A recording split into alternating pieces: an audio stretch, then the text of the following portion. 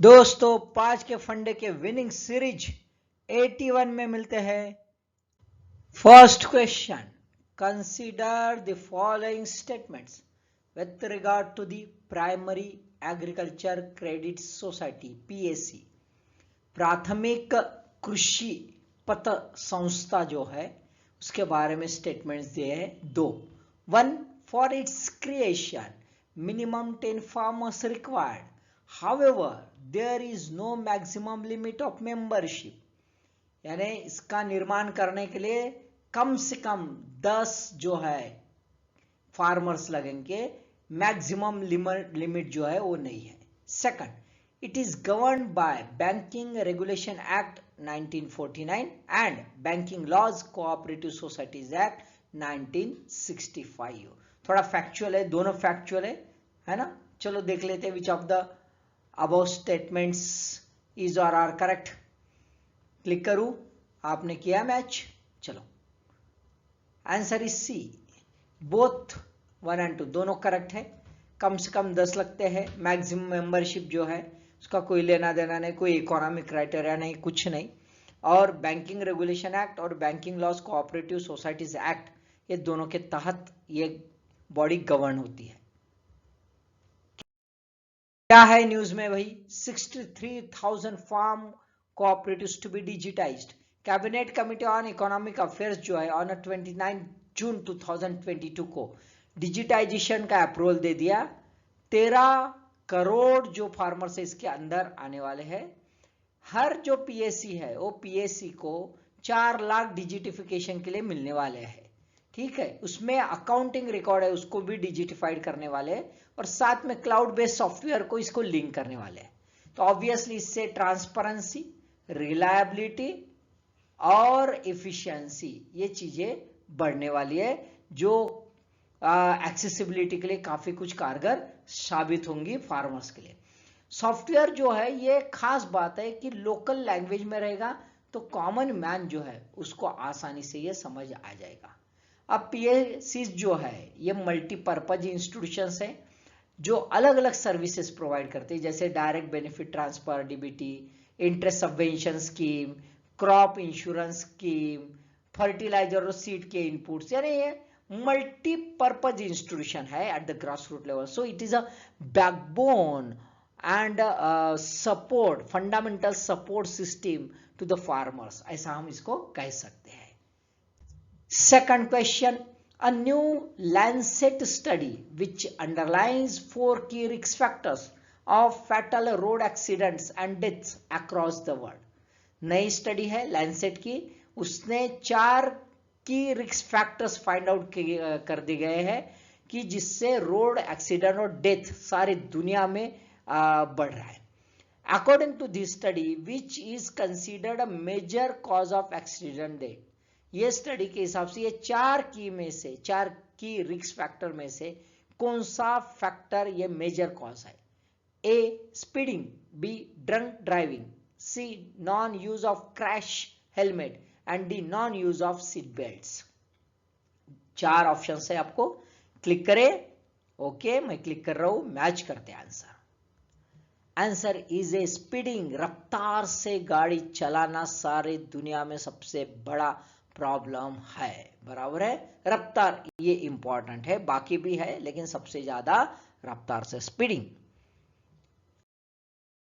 देखो हम देखते हैं सारी दुनिया में इंडिया के साथ, इंडिया देखो स्पीडिंग का 20,000 है ना, यूएसए 22,000, चाइना 88 है ना, Mexico 7,500, south Africa 6,233, Thailand 6,557, Turkey जो है 3,000। यानी कोई भी कंट्री ले लो तो सबसे ज्यादा किस में दिखता है? स्पीडिंग इसमें हमें दिखता है। बराबर है, तो ये सबसे मेजर कॉज है ये 4 में से, drunk driving, helmet use, speeding और सीट बेल्ट यूज में। अब इंटरवेंशन जो है ये 4 की एरियाज के, यदि इसमें प्रॉपर वे से इंटरवेंशन हो गया तो 25 to 40% जो है एक्सीडेंट्स ये रोक सकते हैं। ये खास बात है, रोक सकते हैं। ठीक है, फर्स्ट स्टडी, ये पहली बार ऐसी स्टडी होगी कि कंट्री स्पेसिफिक भी एस्टिमेट्स बताए गए हैं, है ना। कितने कंट्रीज के? 185 कंट्रीज के। अब डाटा कौन सा लिया गया है? तो mortality data from global burden disease 2017। India के कॉन्टेक्स्ट में road transport and highway ministry जो है यहां से भी डाटा लिया गया है।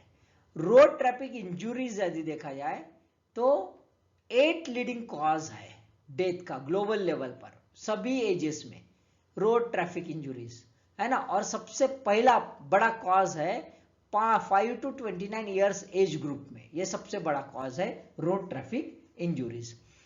Second decade for road safety 2021-2030, इसने एक एम्बिशियस टारगेट सेट किया है कि 50% रोड ट्रैफिक डेथ और इंजुरीज कम की जाएगी बाय 2030।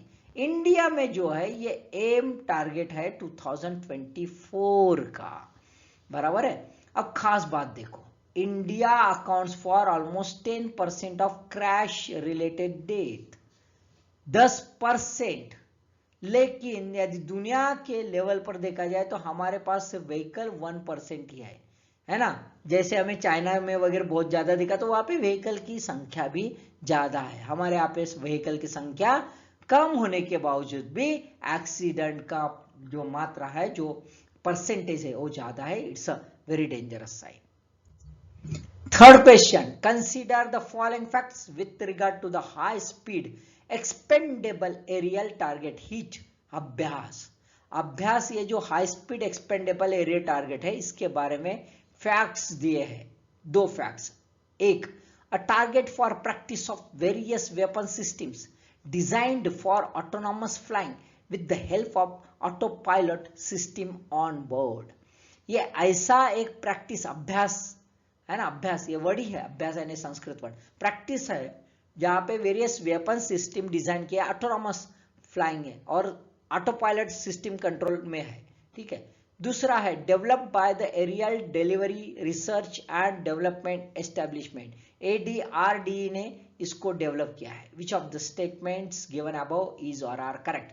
कौन से ऊपर दिए गए स्टेटमेंट्स करेक्ट है दोस्तों, बताइए। क्लिक करूं मैं, मैच करो answer. Answer is A, only 1 is correct. तो ये नहीं है भाई, it's not developed by the aerial delivery research and development establishment, though actually it is one of the wing of a DRDO के under ही आता है, लेकिन it is not made by the aerial delivery research and development establishment. फिर ये कौन क्या करते भाई? इनका काम है कि एरियल सिस्टम और पैराशूट जो है ना, पैराशूट और एरियल सिस्टम है ना, इसके डेवलपमेंट में ये वर्क करता है। फिर ये किसने बनाया भाई? हिट अभ्यास। सो हिट अभ्यास is made by aeronautical development establishment. Aeronautical development establishment कहां पे है? तो बेंगलुरु में है। ये करता है, ठीक है। देखो कैसा है Abhyas, a high speed aerial target successfully flight tested. Abhyas ये संस्कृत वर्ड है, इसका मतलब होता है प्रैक्टिस या preparatory exercise. Target tested from the integrated test range off the coast Chandipur, Orissa का चांदीपुर है, वहां का इंटीग्रेटेड टेस्ट रेंज है, वहां पे टेस्ट किया गया है। अब ये खास बात है कि लो अल्टीट्यूड, बहुत ही नीचे जमीन के सतह से थोड़ा ही ऊपर, यहाँ पे एक एयरक्राफ्ट को टेस्ट किया गया, ये इसके थ्रू, अभ्यास के थ्रू। और मैन्यूवरेबिलिटी जो है वो भी इससे टेस्ट की गई और बेस्ट रही। इसमें ये बेनिफिट होगा कि हमारे जो फाइटर प्लेन्स है, तो फाइटर प्लेन जमीन से कुछ ऊपर ही सतह पर वर्क करते वो किस ढंग से मैन्यूवरेबिलिटी करेंगे, है ना, किस ढंग से वो अपना वर्कआउट करेंगे, उसके लिए यह अभ्यास था। This system is equipped with the radar cross section RCS and infrared signatures which can be used to simulate variety of aircraft practice, यानी अलग अलग प्रैक्टिस करने के लिए यह आसानी से हमारे लिए एक टारगेट मॉड्यूल है। Fourth question, what is the aim of NASA's recently launch satellite CAPSTONE. CAPSTONE जो रिसेंटली नासा ने लॉन्च किया गया, उनका एम क्या है, उद्देश्य क्या है? To study the impact of solar flares on a magnetic field of the earth.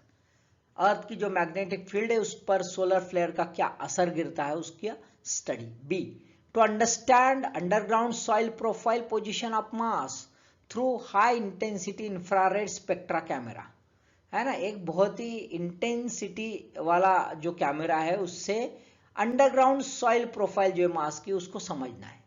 C, finding the earth like planets in extra galaxy zone, extra galaxy zone में अर्थ लाइक प्लैनेट्स है क्या उसको ढूंढ लेना है। और D, to test unique lunar orbit to be used by the future missions, future mission जो है छोड़ना है सैटेलाइट्स, उसके लिए एक यूनिक लूनर ऑर्बिट जो है उसका टेस्ट करना है। 4 ऑप्शंस दिए हैं, क्लिक करूं मैं? ओके, टिक करो आप, मैं क्लिक कर रहा हूं, मैच करते हैं answer. Answer is D, to test a unique lunar orbit to be used by future missions। भाई न्यूज में ऐसा है, captain NASA's newly launch satellite, captain का long form, it's acronym, it's a cislunar autonomous positioning system technology operations and navigation experiment called as a captain. ठीक है, अब ये microwave oven size का है, बहुत ही छोटा है, क्यूबसैट है, बहुत ही हल्का है, just 55 point, that means 25 kilo, है ना, बहुत ही हल्का है। ये रॉकेट लैब लॉन्च कॉम्प्लेक्स 1 से छोड़ा गया है। अब फिलहाल में ये एम है कि गेटवे जो नेक्स्ट फ्यूचर लॉन्चिंग करना है उसके लिए ये टेस्ट है।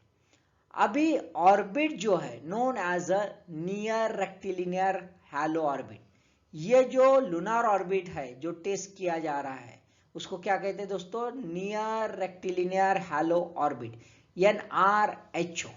ठीक है, एक थोड़ा एलोंगेटेड है, located at precise balance point in the gravities of the earth and moon, थोड़ा सा इलोंगेटेड है और एक बैलेंसिंग एक्ट में रहने वाला है, बराबर। एक लॉन्ग टर्म मिशन जो है गेटवे मिशन जैसे, इसके लिए काफी कारगर साबित होने वाला है। अभी फिलहाल में तो सैटेलाइट जो है लो अर्थ ऑर्बिट, ये दिख रहा है आपको, ये ऐसा ऐसा घूमते घूमते घूमते जाएगा, ये लो अर्थ ऑर्बिट में, फिर ये मून का ये जो है ये एरिया में चला जाएगा। ठीक है, 5th question, in which river valley the famous Amarnath cave is located, है ना, अमरनाथ केव जो फेमस है यात्रा के लिए, वो कौन से रिवर वैली में स्थित है? ए, Lidder river valley, B, मरखा river valley, सी, नाला फल्कू रिवर वैली, और D, Kishan Ganga river valley. Click करूं? एकदम से सिंपल सा सवाल, बहुत ही सिंपल सा, लेकिन इंपॉर्टेंट है इसलिए क्वेश्चन बना मैं। ठीक है, चलो क्लिक करता हूं मैं। Answer is A Lidder river valley. क्यों इंपॉर्टेंट है, चलो न्यूज में देख लेते हैं। मैं न्यूज में ऐसे हिस्ट्री एंड लीजेंड अमरनाथ यात्रा 29 जून 2022 को अमरनाथ यात्रा को फ्लैग ऑफ कर दिया गया। 43 डेज का रहने वाला है, 13 अगस्त तक चलने वाला है। क्यों, कहां पे है? तो about 3808 metre about the sea level. इसमें पैदल जाना है या खिचर पर जाना है। 2 रूट्स है, एक 46 किलोमीटर का रूट है पहलगाम और दूसरा 16 किलोमीटर का है फ्रॉम बलताल, लेकिन ये थोड़ा सा स्टिपी माउंटेन वाला है। ठीक है, अब यहाँ पे जो लिंगम तैयार होता है, शिवलिंग, है ना, वो एक्चुअली वाटर का ट्रिकल डाउन होता है ऊपर से केव में, और स्टैलेग्माइट तैयार हो जाता है बर्फ का, और ये लिंग जैसा जो है शिवलिंग जैसा ऐसा तैयार होता है और इसीलिए फेमस है। मैं ये प्रॉपर शेप ले लेता है। अब ऐसा हुआ था कि एक स्टोरी है, एक लीजेंडरी स्टोरी है कि एक शेपर्ड जो रहता है, मुस्लिम शेपर्ड, वो घूमते रहता है ये एरिया में, तो अचानक एक साधु मिलता है। साधु उसको कोयले का एक कुछ दे देता है, बैग दे देता है, इसमें कोयला है भाई, तू घर जाके देख ले, you are very good person वगैरह करके उसको, तो वो लेके जाता है। घर में जाके वो बैग खोलता है, देखता है वहां पे सोना है, तो जो सेंट है उसको देखने के लिए फिर से वहां जाता है, वो दिखता नहीं, लेकिन ये शिवलिंग उसको दिख जाता है, और उसके बाद से ये शुरू हो जाता है। और ऑब्वियसली इसकी वजह से बुटा मलिक जो है शेपर्ड, उसका ट्रेडिशनल हक है, ट्रेडिशनल कस्टोडियन इस श्राइन के। तो ये बहुत ही इंपॉर्टेंट है कि एक मुस्लिम जो है और बाद में हिंदूज, ये हिंदू मुस्लिम यूनिटी का एक सिंबल अमरनाथ केव है।